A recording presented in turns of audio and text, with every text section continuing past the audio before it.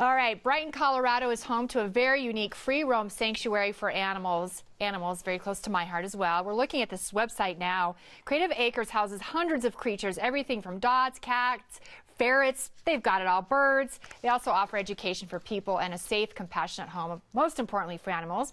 Maxine Mager began Creative Acres in 1988, and she is still going strong, managing that whole facility. How much do you love the animals? I love them a lot. They're a part of you, aren't they? For 30 years. 30 years. Why did you decide to do such a large undertaking? Well, to tell you the truth, 30 years ago, well, even now, no one was doing what we do. We are the only, and actually we're a quality life, no-kill free-roam animal sanctuary. So basically... yeah, what does that mean?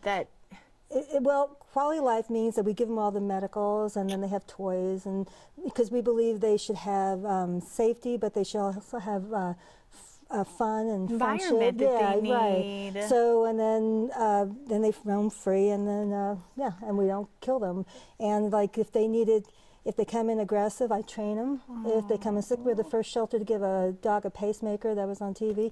We're the first shelter to put a beak on a chicken.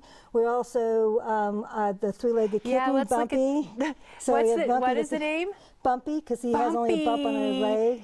And then how did Bumpy or an animal like this find you? Is it people that see these animals? No, I actually found her. She was in the middle of the field and she was dying. That's a long story, but it's on our, they can go on our website. Okay. And then other ways, can people just drop off, or what if someone wants to? We ask everybody to call us if they want to give us them, because what we do is problem solve.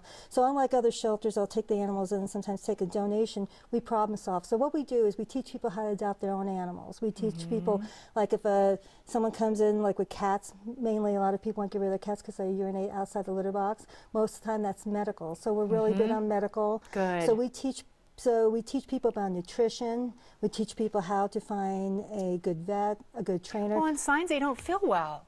Right. So yeah, and so sometimes it's just not having to get rid of them. But we are considered the consumer agency for animals, for people concerning animals.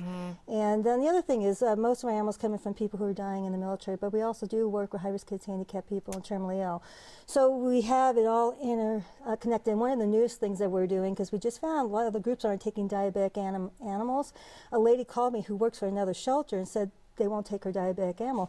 So I thought of this idea of having diabetic people take diabetic animals. Great. Right. So we're always thinking of new things to do. Yeah. Of how to figure out ways to connect people and animals.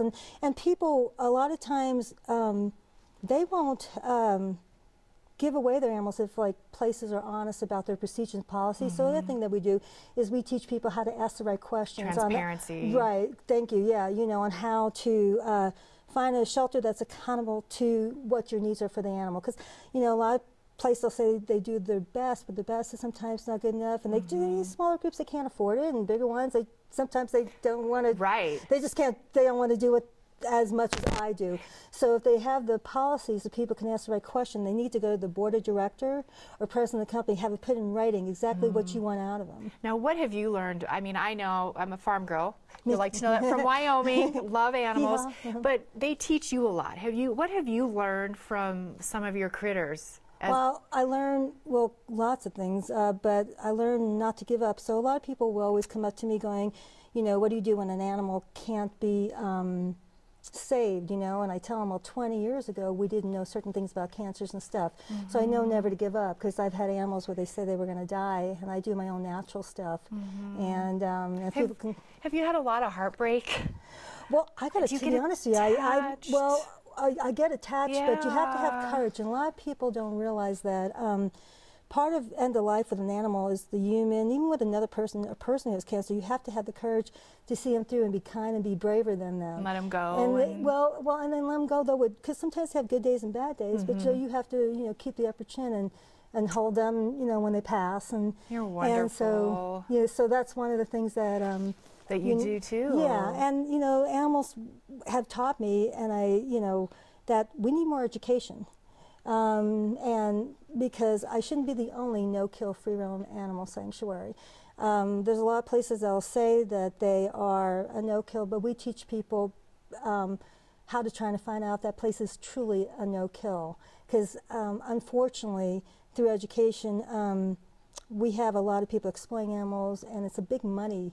I know. Don't even start me on that. That breaks my heart. What, that people are making money? Well, it's just so mostly, sad. But it's mostly our, a lot of our shelters and stuff. Now, people can help in a lot of different ways, and one of the things is you have an event that's Well, coming up. we have a couple things that are going on. We were just named small business by Bank of the West, and so they can donate through May 1st through the 5th at Bank of the West in Brighton. They can do that.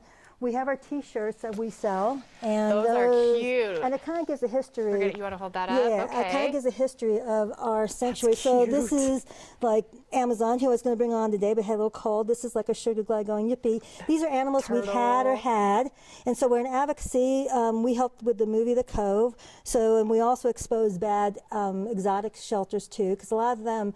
And people can call us and we can tell you good shelters. We're going to be opening up the first native baby orphanage, because in Colorado we actually kill a lot of our baby animals, the deer and the goats. No, I don't want to hear that. I'm just saying, but we need to have a place. But that's good. You have to talk about it. Because the thing is, we've planted the seeds. If you realize 30 years ago, nobody had places that they were doing small animals. So we started for the ferrets and everything, and now you see like small animal, little places that do that. No one cared about the birds. Nobody did things.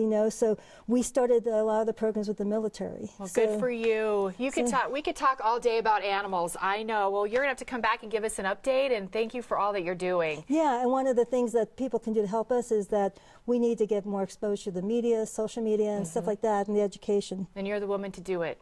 You keep on that same track. 30 years. Yep, and going on 30 more. Look up Creative Acres online, creativeacres.org, the number 303-659-4792. You can lend financial support, volunteer. You can help in a lot of ways, Creative Acres, to fulfill that mission of providing a no-kill, compassionate shelter for a wide variety of species.